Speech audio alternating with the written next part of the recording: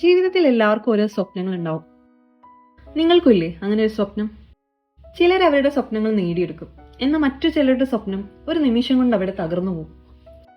പക്ഷേ ഒരു സ്വപ്നം തകർന്ന ജീവിതം അവിടെ ഇല്ലാതായോ? അതോ അവിടെയാണോ നമ്മളൊരു പുതിയ ജീവിതം കെട്ടിപ്പടുക്കുന്നത്? 1958 ഡെറാഡൂണിലെ ഒരു ദിവസം ഒരു ചെറുപ്പക്കാരൻ വളരെ പ്രതീക്ഷയോടെ അവൻ അവിടെ എത്തുന്നു. കാരണം അവൻ ചെറുപ്പം മുതൽ കൊണ്ടു നടന്നവൻ്റെ ഒരു വിലപ്പെട്ട സ്വപ്നമുണ്ട്. ഇന്ത്യൻ എയർഫോഴ്സിലെ ഒരു പൈലറ്റ് ആകണമെന്ന സ്വപ്നം. അവൻ വളരെ കാലം അതിനുവേണ്ടി പഠിക്കുന്നു, ഒരുപാട് കഷ്ടപ്പെടുന്നു. അങ്ങനെ അവൻ കാത്തിരുന്ന ദിവസം വന്നെത്തുന്നു. റിസൾട്ട് വന്നു. ആകെ 8 ഒഴിവുകൾ മാത്രം.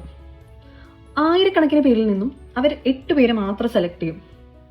അങ്ങനെ അവൻ റാങ്ക് ലിസ്റ്റിന്റെ അടുത്തേക്ക് നീങ്ങുന്നു. 1ാമത്തെ പേര്, 2ാമത്തെ പേര്, 3ാമത്തെ പേര്, അങ്ങനെ 8ാമത്തെ പേര് വരെയും അവൻ നോക്കുന്നു. പക്ഷെ അവന്റെ പേര് അതിൽ കാണുന്നില്ല. ഒരുപക്ഷെ അവൻ നോക്കിയതിന്റെ പിഴവായിരിക്കും എന്ന് വിചാരിച്ച് അവൻ വീണ്ടും നോക്കുന്നു. പക്ഷെ ഇല്ല, ഇപ്പോഴും ഇല്ല. കാരണം അവന് കിട്ടിയിരിക്കുന്നത് 9ാമത്തെ റാങ്ക് ആയിരുന്നു. ഒരൊറ്റ റാങ്ക് വ്യത്യാസത്തിൽ അവൻ ചെറുപ്പം മുതൽ മനസ്സിൽ കൊണ്ടു നടന്നവന്റെ വിലപ്പെട്ട സ്വപ്നം അവിടെ അവസാനിക്കുകയാണ്. ആ സമയത്ത് അവൻ എന്തായിരിക്കും ചിന്തിച്ചിട്ടുണ്ടാവുക? അവന്റെ മുഖത്ത് കടുത്ത നിരാശയായിരിക്കുമോ? അതോ എന്റെ ജീവിതം ഇവിടെ തന്നെ അവസാനിച്ചു പോയി എന്നവന്റെ ഒരു തോന്നലായിരിക്കും? എന്നാൽ അന്ന് അവിടെ അവസാനിച്ചത് ഒരു സ്വപ്നം മാത്രമായിരുന്നു. നമ്മുടെ കഥാനായകന്റെ യഥാർത്ഥ യാത്ര അപ്പോഴാണ് തുടങ്ങുന്നത്. ആ ചെറുപ്പക്കാരന്റെ പേര് നിങ്ങൾക്ക് എല്ലാവർക്കും അറിയാം. ആവുൽ പക്കീർ ജൈനുൽ ആബിദീൻ അബ്ദുൽ കലാം. പിന്നീട് ലോകം അദ്ദേഹത്തെ മിസൈൽ മാൻ എന്നും ജനങ്ങളുടെ രാഷ്ട്രപതി എന്നും വിളിച്ചു.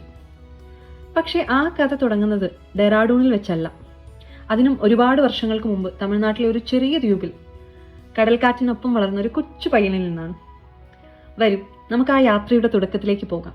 രാമേശ്വരം, തമിഴ്നാട്ടിലെ ഒരു ചെറിയ ദ്വീപ്, ചുറ്റും കടൽ. 1931 ഒക്ടോബർ 15 ഒരു സാധാരണ കുടുംബത്തിലേക്ക് ഒരു കുഞ്ഞ് ജനിക്കുന്നു. അച്ഛൻ ജൈനുൽ ആബിദീൻ. അദ്ദേഹത്തിന് വെള്ളം വാടകയ്ക്ക് കൊടുക്കുന്ന ജോലിയാണ്. അമ്മ ആഷിയമ്മ. അവർ ആ കുഞ്ഞിന് അബ്ദുൽ കലാം എന്ന് പേരിടുന്നു. വീട്ടിൽ വലിയ സമ്പത്തൊന്നുമില്ല, പക്ഷേ പണത്തേക്കാൾ വലിയ ചില കാര്യങ്ങൾ ആ വീട്ടിലുണ്ട്. ചെറുപ്പം മുതലേ കലാം മറ്റുള്ള കുട്ടികളെ പോലും ഒന്നും ആയിരുന്നില്ല. എന്ത് കേട്ടാലും അതിനെപ്പറ്റി അറിയണം. എന്ത് കേട്ടാലും അതെന്താ ഇങ്ങനെ എന്നൊരു ചോദ്യം അവനിൽ എന്നും ഉണ്ടാകും. അതുകൊണ്ട് തന്നെ ചോദ്യങ്ങൾ എന്നും അവൻ്റെ ഒരു കൂട്ടുകാരനെ പോലെ ആയിരുന്നു. രാവിലെ അവൻ പത്രം ഇട്ട ശേഷമാണ് സ്കൂളിൽ പോയിക്കൊണ്ടിരുന്നത്. വളരെ ചെറിയ പ്രായത്തിൽ തന്നെ അവന് ഉത്തരവാദിത്തം എന്താണെന്ന് അറിഞ്ഞു തുടങ്ങി. സ്കൂളിലെത്തിയാലും അവൻ്റെ സ്വഭാവത്തിന് ഒരു മാറ്റവും. അധ്യാപകൻ എന്ത് ചോദിച്ചാലും ഒരു ചോദ്യമെങ്കിലും അവന് ഉറപ്പായിട്ട് തിരിച്ചു ചോദിക്കാനുണ്ടാകും. അതുകൊണ്ട് തന്നെ എല്ലാ അധ്യാപകർക്കും അവനെ നന്നായി അറിയായിരുന്നു. അങ്ങനെ ഇരിക്കെ സയൻസ് ടീച്ചർ ശിവസുബ്രഹ്മണ്യ അയ്യർ ഒരു ദിവസം അവൻ്റെ ക്ലാസ്സിൽ പക്ഷികൾ എങ്ങനെയാണ് പറക്കുന്നതെന്ന് പഠിപ്പിക്കുകയായിരുന്നു. കലാം എല്ലാം ശ്രദ്ധയോടെ കേൾക്കുന്നു. പക്ഷെ അവനൊരു ഡൗട്ട്. സാർ, പക്ഷികൾ എങ്ങനെയാണ് പറക്കുന്നതെന്ന് വ്യക്തമായി പറയാമോ? ആ ചോദ്യം കേട്ടപ്പോൾ സാർ അപ്പോൾ തന്നെ ഉത്തരവൊന്നും പറഞ്ഞില്ല. എന്നിട്ട് സാർ പറഞ്ഞു, നാളെ എല്ലാവരും കടൽക്കരയിലേക്ക് വരൂ. പിറ്റേ ദിവസം എല്ലാവരും കടൽക്കരയിലെത്തുന്നു. സാർ ആകാശത്തേക്ക് വിരൽ ചൂണ്ടി ചോദിക്കുന്നു, ആ പക്ഷികളെ നോക്കൂ, ഇനി അവയുടെ ചിറകിലേക്ക് നോക്കൂ, കാറ്റിനൊപ്പം അവ എങ്ങനെയാണ് പറക്കുന്നതെന്ന് ശ്രദ്ധിച്ചു നോക്കൂ. കലാം അത് ശ്രദ്ധയോടെ നോക്കി നിന്നു. ആ ദിവസം കലാമിനൊരു കാര്യം മനസ്സിലായി. പുസ്തകത്തിൽ നിന്ന് മാത്രമല്ല പഠിക്കാനുള്ളത്, കുറേ കാര്യങ്ങൾ സമൂഹത്തിൽ നിന്ന് കണ്ടു പഠിക്കാനുണ്ട്. ആ ദിവസത്തിന് ശേഷം ആകാശത്ത് പക്ഷികൾ പറക്കുന്നത് കാണുമ്പോഴൊക്കെ അവൻ്റെ ഉള്ളിൽ പുതിയ പുതിയ ചോദ്യങ്ങൾ ഉയർന്നുകൊണ്ടിരുന്നു. ഒരു ദിവസം എനിക്കും ഇതുപോലെ പറക്കാൻ കഴിയുമോ എന്ന് അവൻ്റെ ഒരു ചെറിയ ചോദ്യം പതിയെ ഒരു വലിയ സ്വപ്നമായി മാറുകയാണ്. ആ സ്വപ്നമാണ് രാമേശ്വരത്തിൽ നിന്നും ഡെറാഡൂണിലേക്ക് കലാമിനെ എത്തിക്കുന്നത്. എങ്ങനെയായിരിക്കും ആ കൊച്ചു പയ്യൻ അവൻ്റെ സ്വപ്നം പിന്തുടർന്നിട്ടുണ്ടാവുക? കലാമിൻ്റെ മനസ്സിൽ അപ്പോഴേക്കും ഒരു കാര്യം ഉറപ്പിച്ചിരുന്നു. വിമാനങ്ങളെക്കുറിച്ച് പഠിക്കണം, അതിനെക്കുറിച്ച് കൂടുതൽ അറിയണം. അങ്ങനെയാണ് അവൻ മദ്രാസ് ഇൻസ്റ്റിറ്റ്യൂട്ട് ഓഫ് ടെക്നോളജിയിലേക്ക് അപ്ലൈ ചെയ്യുന്നത്. അഡ്മിഷനും കിട്ടുന്നു. പക്ഷെ ഒരു വലിയ പ്രശ്നമുണ്ട്. ഫീസ് അടയ്ക്കാനുള്ള പണം വീട്ടിലില്ല. അപ്പോഴാണ് കലാമിൻ്റെ സഹോദരി സുഹറ സ്വന്തം ആഭരണങ്ങൾ പണയം വെച്ച് ചേട്ടനെ സഹായിക്കുന്നത്. അങ്ങനെ കലാം MITയിലെത്തുന്നു. ക്യാമ്പസിൽ പ്രദർശിപ്പിച്ച 2 വിമാനങ്ങളുടെ പ്രോട്ടോടൈപ്പുകൾ കണ്ടപ്പോൾ തന്നെ വളരെ എക്സൈറ്റഡ് ആവുന്നു. അങ്ങനെ അന്നു മുതൽ ക്ലാസ്സിൽ പഠിപ്പിക്കുന്ന ഓരോ കാര്യത്തിനും ഒരു പ്രത്യേക അർത്ഥമുള്ള പോലെ അവന് തോന്നുന്നു. കാരണം അതെല്ലാം തൻ്റെ സ്വപ്നവുമായി ബന്ധപ്പെട്ടതാണ്. പക്ഷേ MITയിലെ പഠനം അത്ര എളുപ്പമൊന്നും ആയിരുന്നില്ല. ഓരോ ദിവസവും പുതിയ കാര്യങ്ങൾ, പുതിയ പരീക്ഷണങ്ങൾ, പുതിയ വെല്ലുവിളികൾ. പക്ഷെ കലാം പിന്നോട്ടില്ല. കൂടുതൽ സമയം ലൈബ്രറിയിലും ലാബിലും സമയം ചെലവഴിച്ചു. അറിയാത്തത് തിരിച്ചു ചോദിക്കും, വീണ്ടും ചോദിക്കും, ഉത്തരം കിട്ടും വരെ ചോദിച്ചുകൊണ്ടിരിക്കും. അങ്ങനെ ഇരിക്കുമ്പോഴാണ് ഒരു ദിവസം കലാമിനൊരു പുതിയ പ്രൊജക്റ്റ് കിട്ടുന്നത്. തൻ്റെ ടീമിനൊപ്പം താഴ്ന്ന ഉയരത്തിൽ പറക്കുന്ന ഒരു വിമാനത്തിൻ്റെ ഡിസൈൻ തയ്യാറാക്കണം. ദിവസങ്ങൾ കടന്നു പോകുന്നു. പക്ഷേ പ്രൊജക്റ്റ് അത്ര വേഗത്തിലൊന്നും മുന്നോട്ട് പോകുന്നില്ല. അത് കണ്ട ഡയറക്ടർ പ്രൊഫസർ ശ്രീനിവാസൻ കലാമിനെ വിളിക്കുന്നു. 3 ദിവസത്തിനുള്ളിൽ ഇത് കംപ്ലീറ്റ് ചെയ്തില്ലെങ്കിൽ തൻ്റെ സ്കോളർഷിപ്പ് ഞാൻ നിർത്തും. ആ വാക്കുകൾ കലാമിനെ ഞെട്ടിക്കുന്നു. കാരണം ആ സ്കോളർഷിപ്പാണ് പഠനം മുന്നോട്ട് കൊണ്ടുപോകാനുള്ള ഏക മാർഗം. ആ 3 ദിവസം കലാമിന് ഉറക്കമില്ല. ഒരേ ഒരു ചിന്ത, ഈ പ്രോജക്റ്റ് എങ്ങനെയെങ്കിലും പൂർത്തിയാക്കിയേ മതിയാവും. അങ്ങനെ അവൻ രാവും പകലും അതിനുവേണ്ടി കഷ്ടപ്പെടുന്നു. ഒടുവിൽ 3-ാം ദിവസം വന്നെത്തി. പ്രോജക്റ്റ് പൂർത്തിയാക്കി പ്രൊഫസർ ശ്രീനിവാസന്റെ മുന്നിലേക്ക് വെക്കുന്നു. അത് മുഴുവൻ നോക്കിയ ശേഷം പ്രൊഫസർ കലാമിന്റെ തോളിൽ തട്ടിക്കൊണ്ട്, നിനക്കിത് കഴിയുമെന്ന് എനിക്കറിയാമായിരുന്നു എന്ന് പറയുന്നു. ആ സംഭവം കലാമിന് ആത്മവിശ്വാസം മാത്രമല്ല നൽകിയത്. എത്ര വലിയ പ്രഷർ വന്നാലും വിട്ടുകൊടുക്കരുതെന്നൊരു വലിയ പാഠം അവൻ പഠിക്കുന്നു. MIT-യിലെ പഠനം അവസാനിക്കുമ്പോൾ കലാമിൻ്റെ മനസ്സിൽ ഒരു സ്വപ്നം മാത്രമേ ഉള്ളൂ, ഇന്ത്യൻ എയർഫോഴ്സിൽ ഒരു പൈലറ്റ് ആകണം. അങ്ങനെ MIT-യിലെ പഠനം കഴിഞ്ഞു. ഇനി വർഷങ്ങളായി മനസ്സിൽ കൊണ്ടു നടന്ന ഇന്ത്യൻ എയർഫോഴ്സിൽ ഒരു പൈലറ്റ് ആകണമെന്ന സ്വപ്നം കയ്യെത്തും ദൂരത്തെത്തി തുടങ്ങി. പരീക്ഷകൾ, ഇൻ്റർവ്യൂ എല്ലാം കഴിഞ്ഞു. ഇനി അവസാന റൗണ്ടിനായി ഡെറാഡൂണിലേക്ക് പോകണം. അവിടെ എത്തിയിരിക്കുന്നത് രാജ്യത്തിലെ പല ഭാഗങ്ങളിൽ നിന്നുള്ള കഴിവുള്ള ചെറുപ്പക്കാർ. ഓരോരുത്തർക്കും ഓരോ സ്വപ്നം. പക്ഷേ എല്ലാവരുടെയും ലക്ഷ്യം ഒന്നു മാത്രം, ഇന്ത്യൻ എയർഫോഴ്സ്. കലാം വളരെ എക്സൈറ്റഡും വളരെ കോൺഫിഡൻറ്റുമായിരുന്നു. കാരണം ഈ സ്വപ്നത്തിന് വേണ്ടി വർഷങ്ങളായി കാത്തിരിക്കുകയാണ്. ഒടുവിൽ റിസൾട്ട് വരുന്ന ദിവസം എല്ലാവരും ആകാംക്ഷയോടെ നിൽക്കുന്നു. ലിസ്റ്റ് വരുന്നു. ആകെ 8 ഒഴിവുകൾ. കലാമിൻ്റെ പേരിൽ അതിലില്ല. കലാമിന് കിട്ടിയത് 9-ാം റാങ്ക്. ഒരൊറ്റ റാങ്ക് വ്യത്യാസത്തിൽ വർഷങ്ങളായി അവൻ മനസ്സിൽ കൊണ്ടു നടന്ന സ്വപ്നം ഒരു നിമിഷം കൊണ്ട് അവസാനിക്കുന്നു.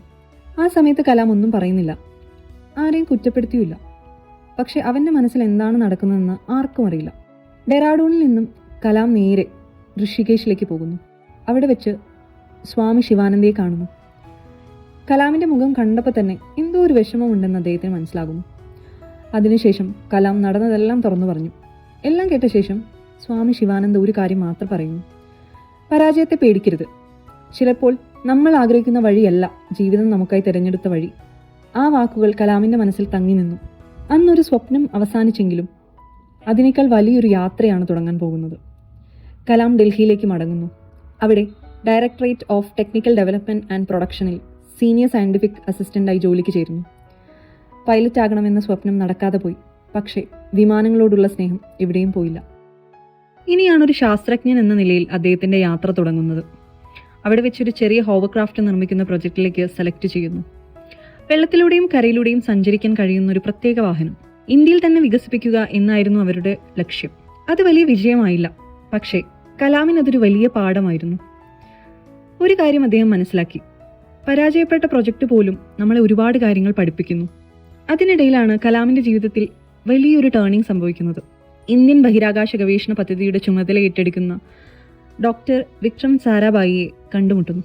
അദ്ദേഹം കലാമിൽ കണ്ടത് ഒരു സാധാരണ എഞ്ചിനീയറെ അല്ല, വളരെയധികം പാഷനേറ്റ് ആയൊരു വ്യക്തിയായിരുന്നു.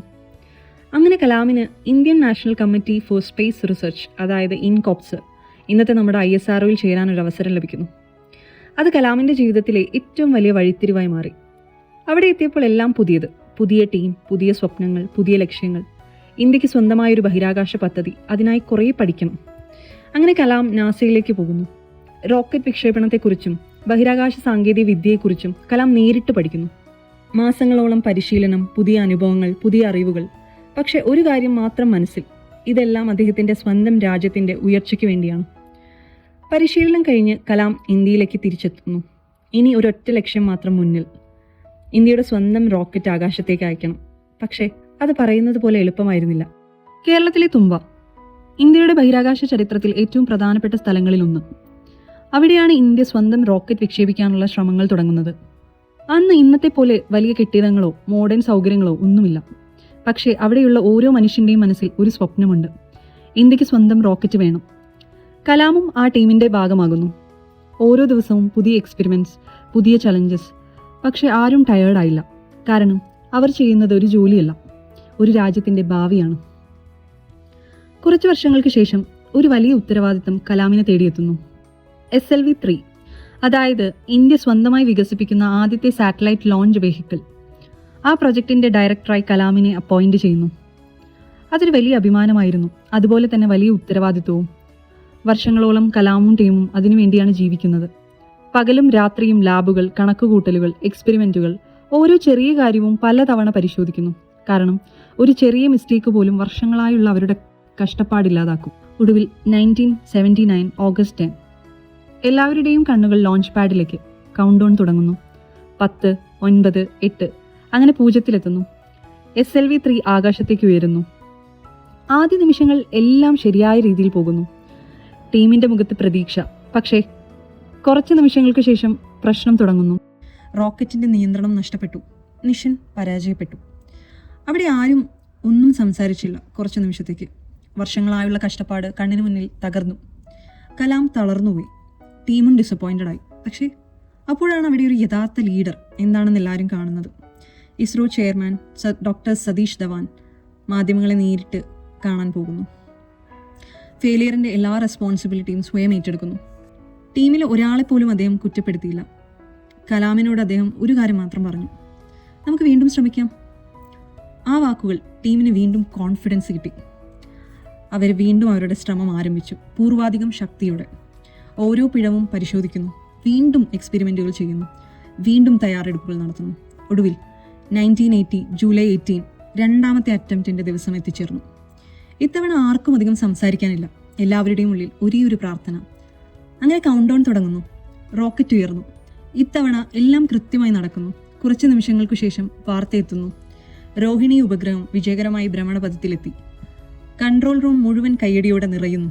വർഷങ്ങളായുള്ള കഷ്ടപ്പാടിന് അവിടെ ഫലം കിട്ടുന്നു. ഇത്തവണ മാധ്യമങ്ങളുടെ മുന്നിലേക്ക് വരുന്നത് ഡോക്ടർ APJ അബ്ദുൽ കലാം. കാരണം വിജയത്തിൻ്റെ മുഴുവൻ ക്രെഡിറ്റും സതീഷ് ധവാൻ തൻ്റെ ടീമിന് നൽകുകയായിരുന്നു. ആ ഒരു സംഭവം കലാമിനെ റോക്കറ്റുകൾ മാത്രമല്ല, ലീഡർഷിപ്പ് ക്വാളിറ്റിയും പഠിപ്പിച്ചു. പരാജയം വന്നാൽ ലീഡർ മുന്നിൽ നിൽക്കണം, വിജയം വന്നാൽ ടീമിനെ മുന്നിൽ നിർത്തണം. ആ പാഠം കലാം ജീവിതകാലം മുഴുവൻ മറന്നില്ല. പക്ഷേ അദ്ദേഹത്തെ കാത്തിരിക്കുന്നത് ഇനിയും ഒരു വലിയ ദൗത്യമായിരുന്നു: ഇന്ത്യയെ മിസൈൽ സാങ്കേതിക വിദ്യയിൽ സെൽഫ് ഇൻഡിപെൻഡൻ്റ് ആക്കാനുള്ള ദൗത്യം. SLV-3യുടെ വിജയം കലാമിൻ്റെ ജീവിതത്തിലെ വലിയൊരു റിമാർക്കായി മാറി. രാജ്യം മുഴുവൻ ആ പേരിനെ ശ്രദ്ധിക്കാൻ തുടങ്ങി. പക്ഷെ കലാമിനതൊരു തുടക്കം മാത്രമാണ്. അതിനിടെയാണ് ഒരു പുതിയ റെസ്പോൺസിബിലിറ്റി കലാമിനെ തേടിയെത്തുന്നത്. ഡോക്ടർ രാജാ രാമണ്ണ കലാമിനെ വീണ്ടും DRDOയിലേക്ക് ഇൻവൈറ്റ് ചെയ്യുന്നു. കുറച്ച് ആലോചനകൾക്ക് ശേഷം കലാം അത് സ്വീകരിക്കുന്നു. വീണ്ടും ഒരു പുതിയ യാത്ര തുടങ്ങുന്നു. ഇത്തവണ ലക്ഷ്യം റോക്കറ്റുകളല്ല, മിസൈലുകളാണ്. അന്ന് ഇന്ത്യ മിസൈൽ സാങ്കേതിക വിദ്യയ്ക്ക് മറ്റ് രാജ്യങ്ങളെ ആശ്രയിക്കുന്ന കാലം. പക്ഷേ ഒരു ചോദ്യം ഉയർന്നു: എന്തുകൊണ്ട് ഇന്ത്യക്ക് സ്വന്തമായി മിസൈലുകൾ വികസിപ്പിക്കാനുള്ള കഴിവില്ലേ? ആ ചോദ്യത്തിനുള്ള ഉത്തരമായിരുന്നു integrated guide missile development programme, ചുരുക്കി പറഞ്ഞാൽ IGMDP. ആ പദ്ധതിയുടെ നേതൃത്വം കലാമിനെ ഏൽപ്പിക്കുന്നു. അതൊരു വലിയ വെല്ലുവിളിയാണ്. കാരണം ഒരുമിച്ച് 5 മിസൈലുകൾ വികസിപ്പിക്കണം. പൃഥ്വി, ത്രിശൂൽ, ആകാശ്, നാഗ്, അഗ്നി. ഓരോ മിസൈലിനും ഓരോ ലക്ഷ്യം. ഓരോ ടീമും രാവും പകലും മിസൈലുകൾക്ക് വേണ്ടി പരിശ്രമിക്കാൻ തുടങ്ങി. കലാം ഒരു പ്രൊജക്ട് ഡയറക്ടർ മാത്രമല്ല, ഇവിടെ ഒരു ടീം ലീഡർ കൂടിയാണ്. ടീമിലെ ഓരോരുത്തരുടെയും അഭിപ്രായങ്ങൾ കേൾക്കണം, പുതിയ ആശയങ്ങൾ പ്രോത്സാഹിപ്പിക്കണം, തെറ്റുകൾ സംഭവിച്ചാൽ കുറ്റം പറയാൻ പാടില്ല, പരിഹാരം കണ്ടെത്താൻ ശ്രമിച്ചുകൊണ്ടിരിക്കണം. അതുകൊണ്ട് തന്നെ യങ് സയൻറ്റിസ്റ്റുമാർക്ക് കലാമിനൊപ്പം ജോലി ചെയ്യാൻ വളരെ ഇഷ്ടമാണ്. പക്ഷേ ഈ യാത്രയും അത്ര എളുപ്പമായിരുന്നില്ല കേട്ടോ. ഒരുപാട് വിമർശനങ്ങളും സംശയങ്ങളും ഉയർന്നു തുടങ്ങി. ഇന്ത്യക്ക് ഇതൊന്നും സാധിക്കില്ല എന്ന് വരെ കുറേ പേർ പറഞ്ഞു. പക്ഷേ കലാം ഒരു കാര്യം മാത്രമാണ് വിശ്വസിച്ചത്: ഇന്ന് സാധിക്കാത്തത് നാളെ സാധിക്കും. ആ ഒരു ഡിറ്റർമിനേഷൻ തന്നെയാണ് ടീമിൻ്റെയും ശക്തി. വർഷങ്ങളുടെ കഠിനാധ്വാനത്തിന് ശേഷം ഒന്നൊന്നായി മിസൈലുകൾ വിജയിക്കാൻ തുടങ്ങുന്നു. ഒടുവിൽ അവസാനത്തെ അഗ്നിയുടെ വിജയം രാജ്യത്തിൻ്റെ ആത്മവിശ്വാസം തന്നെ കൂട്ടി. അതിനുശേഷം ഒരു പുതിയ പേര് അബ്ദുൽ കലാമിനൊപ്പം ചേർക്കപ്പെട്ടു: ഇന്ത്യയുടെ മിസൈൽ മാൻ. പക്ഷേ കലാം അതൊന്നും തൻ്റെ ഒറ്റയാളുടെ വിജയമായി കണ്ടില്ല. ഓരോ വിജയത്തിൻ്റെയും പിന്നിൽ ഒരു ടീം തന്നെയുണ്ടെന്ന് അദ്ദേഹം എപ്പോഴും പറഞ്ഞുകൊണ്ടിരുന്നു. അതാണ് ഒരു ശാസ്ത്രജ്ഞനിൽ നിന്നും ഒരു യഥാർത്ഥ ലീഡറായി കലാമിനെ എന്നും ഡിഫറൻഷ്യേറ്റ് ചെയ്തിരുന്നത്. പക്ഷേ അദ്ദേഹത്തെ കാത്തിരുന്നത് ഇനിയും രാജ്യത്തെ അത്ഭുതപ്പെടുത്തുന്ന മറ്റൊരു അധ്യായമായിരുന്നു. 1990കളുടെ അവസാനം. ലോകം മുഴുവൻ ആറ്റം ബോംബിനെ ഭയന്നു നോക്കിയിരുന്ന കാലം. അമേരിക്കയ്ക്ക് പുറമെ മറ്റൊരു രാജ്യം കൂടി ന്യൂക്ലിയർ സ്റ്റേറ്റ് ആയാൽ ലോകത്തിന് തന്നെ ഭീഷണിയാണെന്ന് പലരും പറഞ്ഞിരുന്ന സമയം. പക്ഷേ ഇന്ത്യയുടെ സാഹചര്യം വളരെ വ്യത്യസ്തമായിരുന്നു. രാജ്യത്തിന്റെ സുരക്ഷ ഉറപ്പാക്കാൻ ന്യൂക്ലിയർ പവർ അനിവാര്യമാണെന്ന് ഇന്ത്യ മനസ്സിലാക്കി. കാരണം അത്തരമൊരു ശക്തമായ ആയുധം കൈവശമുള്ള രാജ്യത്തെ ആക്രമിക്കാൻ ശത്രുക്കൾക്ക് പോലും പേടിയാകും. അങ്ങനെ ലോകത്തിന്റെ പല ഭാഗത്തു നിന്നുള്ള കടുത്ത പ്രഷർ വകവയ്ക്കാതെ അന്നത്തെ പ്രധാനമന്ത്രി വാജ്പേയിയുടെ നേതൃത്വത്തിൽ പൊക്രാൻ 2 ഇന്ത്യ ന്യൂക്ലിയർ വെപ്പൺസ് എക്സ്പെരിമെന്റുകൾ ആരംഭിച്ചു. രാജ്യത്തിന്റെ ഡിഫൻസ് ഹിസ്റ്ററിയിലെ ഒരു നിർണായക ഇൻസിഡന്റ് ആയിരുന്നു ഇത്. പുറമെ നിന്ന് നോക്കുമ്പോൾ ഒരു ശാന്തമായ സ്ഥലം, പക്ഷേ വലിയൊരു ദൗത്യത്തിനുള്ള തയ്യാറെടുപ്പിലായിരുന്നു രാജസ്ഥാനിലെ പൊക്രാൻ. ഇതിന് പിന്നിൽ ഒരുപാട് ശാസ്ത്രജ്ഞരുണ്ട്.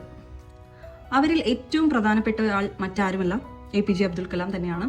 അദ്ദേഹം അന്നത്തെ DRDOയുടെ ഹെഡായിരുന്നു. ആണവ ശാസ്ത്രജ്ഞൻ ഡോക്ടർ R ചിദംബരത്തിനൊപ്പമാണ് അദ്ദേഹം ഈ മിഷൻ ചെയ്തിരുന്നത്. ഓരോ കാര്യവും വളരെ രഹസ്യമായിട്ടാണ് അവിടെ നടക്കുന്നത്. പുറത്തുള്ള ലോകം ഒന്നും അറിയുന്നില്ല. ടീമിലെ പലർക്കും അവസാന ഘട്ടത്തിലാണ് എന്താണ് കറക്റ്റായി നടക്കുന്നതെന്ന് തന്നെ മനസ്സിലായി തുടങ്ങിയത്. ഒടുവിൽ 1998 മെയ് 11 പൊക്രാനിലെ മരുഭൂമിയിൽ ഭൂമി കുലുങ്ങി. ഇന്ത്യ വിജയകരമായി ന്യൂക്ലിയർ എക്സ്പെരിമെന്റ് നടത്തി. ലോകം തന്നെ ഞെട്ടിപ്പോയ നിമിഷം. 2 ദിവസങ്ങൾക്കപ്പുറം മെയ് 13 വീണ്ടും എക്സ്പെരിമെന്റ് നടക്കുന്നു. അതും വിജയിക്കുന്നു. അങ്ങനെ ഇന്ത്യ ഒരു ന്യൂക്ലിയർ വെപ്പൺ സ്റ്റേറ്റായി ഡിക്ലെയർ ചെയ്യപ്പെടുന്നു.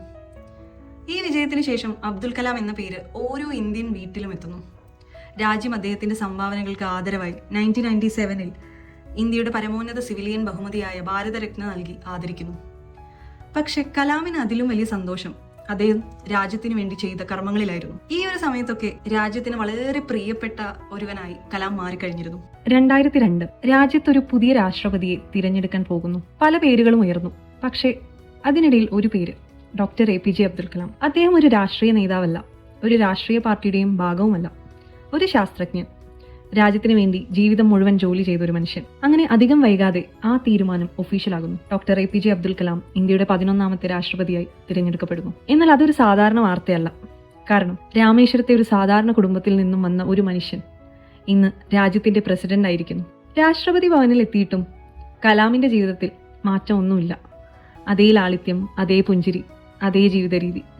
എന്നാൽ ആഡംബരത്തേക്കാൾ അദ്ദേഹത്തിന് ഇഷ്ടം മനുഷ്യരെയായിരുന്നു, പ്രത്യേകിച്ചും കുട്ടികളെ. ഏതൊരു പരിപാടിക്ക് പോയാലും കുട്ടികളോട് സംസാരിച്ചിരിക്കാൻ അദ്ദേഹം കൂടുതൽ സമയം കണ്ടെത്തും. അവരോട് ചോദ്യങ്ങൾ ചോദിക്കും. അവർ തിരിച്ചു ചോദിക്കുന്ന ചോദ്യത്തിന് വളരെ പേഷ്യൻ്റായി അദ്ദേഹം ആൻസറും കൊടുക്കും. അദ്ദേഹത്തിന്റെ ഒരു കോട്ട്, ഡ്രീം ബിഗ്. സ്വപ്നങ്ങളാണ് ചിന്തകൾക്ക് തുടക്കം കുറിക്കുന്നത്. ചിന്തകളാണ് പ്രവൃത്തിയിലേക്ക് നമ്മെ നയിക്കുന്നത്. ആ പ്രവർത്തനങ്ങളാണ് ജീവിതത്തെ മാറ്റിമറിക്കുന്നത്. രാജ്യത്തിന്റെ ഏത് ഭാഗത്ത് പോയാലും വിദ്യാർത്ഥികൾ അദ്ദേഹത്തെ ചുറ്റിക്കൂടും. അദ്ദേഹവും ഒരു അധ്യാപകനെ പോലെ അവരോട് സംവദിച്ചു കൊണ്ടിരിക്കും. രാഷ്ട്രപതിയായിരുന്ന 5 വർഷത്തിനിടയിൽ അദ്ദേഹം 100 കണക്കിന് വിദ്യാഭ്യാസ സ്ഥാപനങ്ങൾ സന്ദർശിച്ചിട്ടുണ്ട്. ലക്ഷക്കണക്കിന് വിദ്യാർത്ഥികളെ നേരിൽ കണ്ട് സംവദിച്ചിട്ടുണ്ട്. അദ്ദേഹത്തിന് രാഷ്ട്രപതി എന്ന പദവിയേക്കാൾ ഒരു പടി മുകളിൽ അധ്യാപകൻ എന്ന പേര് കേൾക്കാനാണ് കൂടുതൽ ഇഷ്ടം. 2007 രാഷ്ട്രപതിയായുള്ള കാലാവധി അവസാനിക്കുന്നു. പലരും കരുതി ഇനി അദ്ദേഹം വിശ്രമിക്കാൻ പോകുമെന്ന്. പക്ഷേ അദ്ദേഹത്തിന്റെ ജീവിതത്തിൽ റിട്ടയർമെന്റ് എന്നൊരു വാക്കുണ്ടായിരുന്നില്ല. അടുത്ത ദിവസം മുതൽ തന്നെ അദ്ദേഹം യാത്രകൾ ആരംഭിച്ചു. ഇന്ത്യയിലെ ഒട്ടുമിക്ക കോളേജുകളും സ്കൂളുകളും അദ്ദേഹം സഞ്ചരിച്ചു. വിദ്യാർത്ഥികളെ കാണുന്നതും അവരോട് സംസാരിക്കുന്നതും അദ്ദേഹത്തിന്റെ ഏറ്റവും വലിയൊരു സന്തോഷമായി മാറി. അദ്ദേഹം എപ്പോഴും ഒരു കാര്യം പറയും, സ്വപ്നം കാണൂ, പക്ഷേ ഉറങ്ങുമ്പോൾ കാണുന്ന സ്വപ്നമല്ല, നിങ്ങളെ ഉറങ്ങാൻ സമ്മതിക്കാത്ത സ്വപ്നം. ആ കോട്ട് ലക്ഷക്കണക്കിന് വിദ്യാർത്ഥികളുടെ ഇൻസ്പിറേഷനായി മാറുന്നു. പക്ഷേ കലാം സ്വപ്നങ്ങളെക്കുറിച്ച് മാത്രം സംസാരിക്കുന്ന ആളല്ല, അവ എങ്ങനെ യാഥാർത്ഥ്യമാക്കണമെന്നും അദ്ദേഹം സംസാരിച്ചു. പഠിക്കാനും പരാജയങ്ങളെ നേരിടാനും അദ്ദേഹം പറഞ്ഞു കൊടുത്തു.